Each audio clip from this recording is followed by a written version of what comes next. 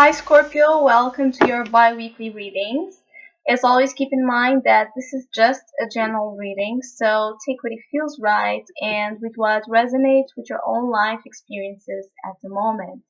And if you would like a private reading with me, please contact me through the email I put in the description box below.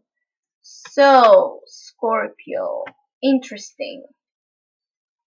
Seems like you have a split between wanting to go on a new journey, wanting to go on a new direction, traveling, opening up to new ideas, making different plans, more exciting, more adventurous, taking a risk and a leap of faith on this journey, and at the same time holding back to old situations that really caused you some source of pain and some source of disappointment within uh, within a relationship or within feelings of lack of power to make this new journey happen.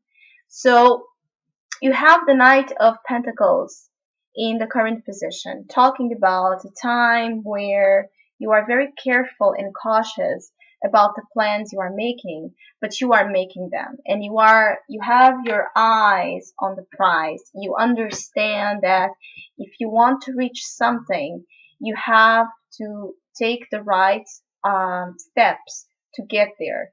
Once you get there, you have things done in a solid, grounded way. Because the Knight of Pentacles is the knight that it's the slowest, but it's the one that when it gets to its destiny, it gets the job done right.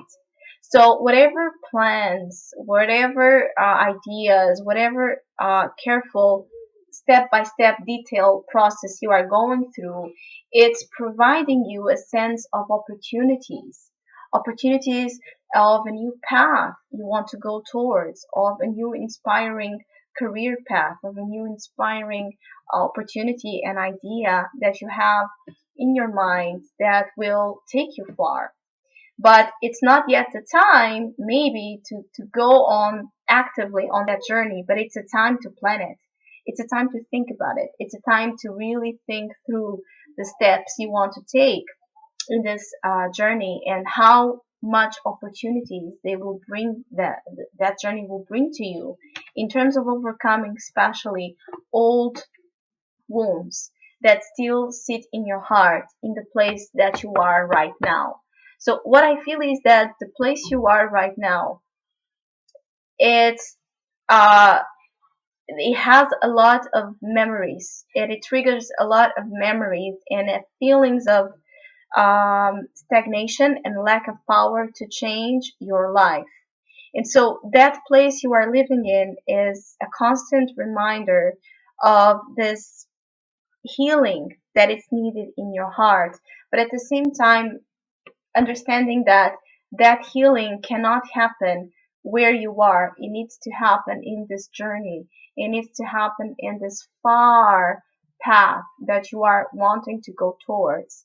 And it's like this Three of Swords together with the recent past, the Hangman, is making you feel heavy on your heart by the choices you need to make and by situations you need to overcome and leave behind in order to begin fresh, in order to begin a new cycle in your life where you feel much more free and unburdened by certain circumstances that really cause you to feel trapped and out of touch with your power and your ability to deal with challenges. Because coming from the recent past with the Hangman, you had a lot of time where you were in this crossroads and in the standstill to understand what you should do or what you shouldn't do, where the transformation and the change lies. But many times it's called upon a certain sacrifice, and it feels like a sacrifice because your ego will cry and will make you feel the pain of its own fear to lose what it's known.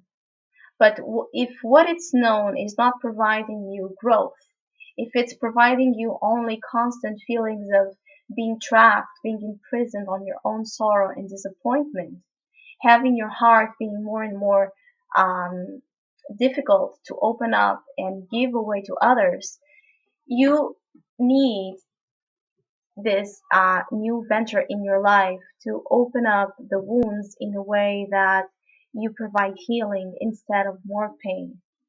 So it's like you realize that, coming from the recent past, you realize that there's something that needs to be done in terms of your feelings and in terms of how your heart is handling situations.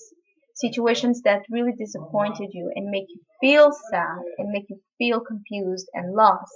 And this caused a split in your mind to actively make a choice, make a decision, understand the decision you want to take and the path you want to take in the direction of new realms of inspiration, new realms of growth, new realms of opening up that heart in a way that it doesn't feel a threat.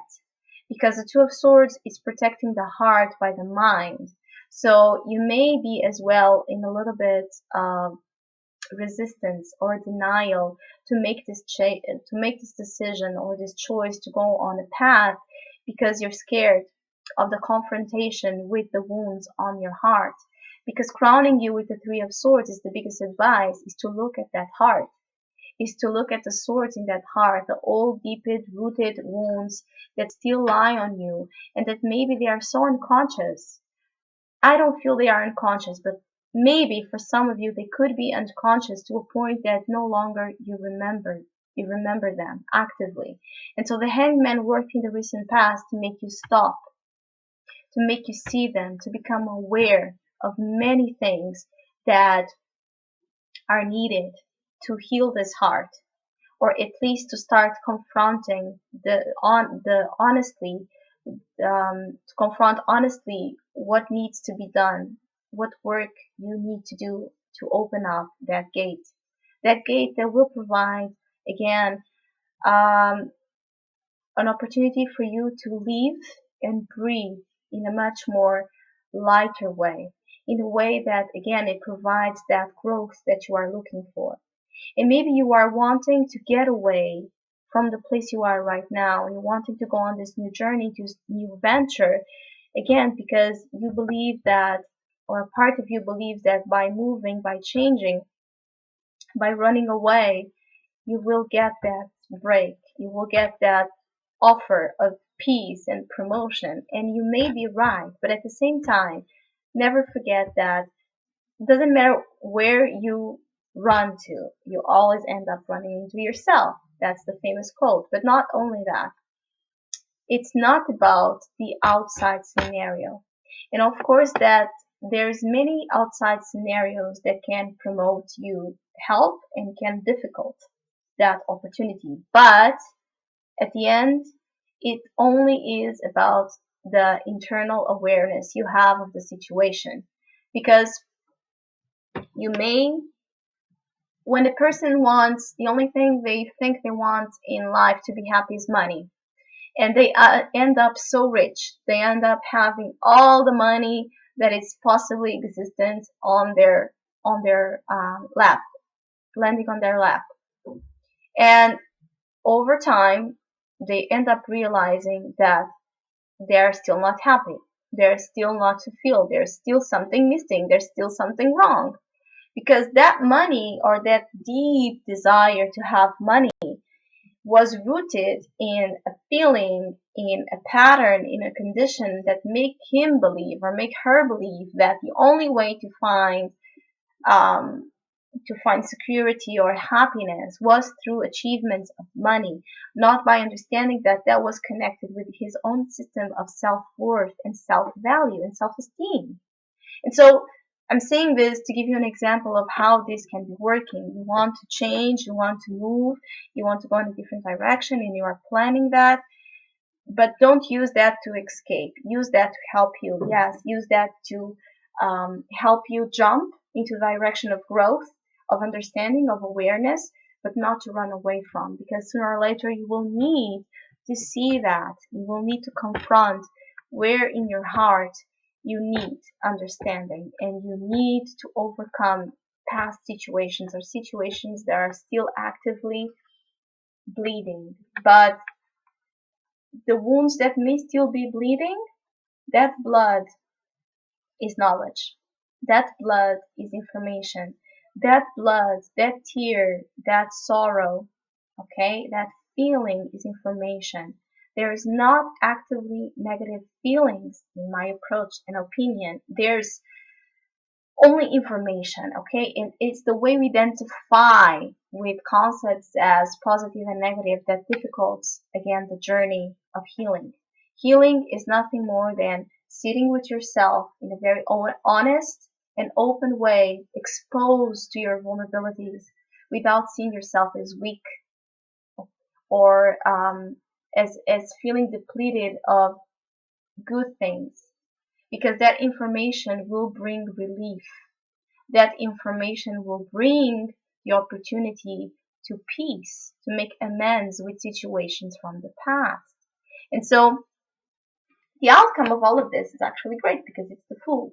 It's like you may begin planning, looking far, looking to travel, looking to expand, looking to go into different directions, and you end up with the Fool. You end up getting your wish. You end up with the opportunity to really take that leap, to really take that jump, to really go on a direction where you feel like you can finally breathe, that you can finally be free, that you can finally go into something that carries with it the promise of greater times. But don't forget, the Fool is just a promise. It's not yet developed. It's the zero. It's the possibility. So plan wisely this chance. Plan wisely. Organize. Create your method to make this possibility the best possible. And one of the ways to do that is to really look at places inside of you that may feel uncomfortable, but at the end, it will result in the real comfort you need to move beyond your own limitations, to transcend above all that limited system of beliefs that you may still carry within you. So, Scorpio, I wish you a great new year. I really hope you enjoyed your reading. Thank you for liking, subscribing, commenting, and hopefully we'll see each other in 2016.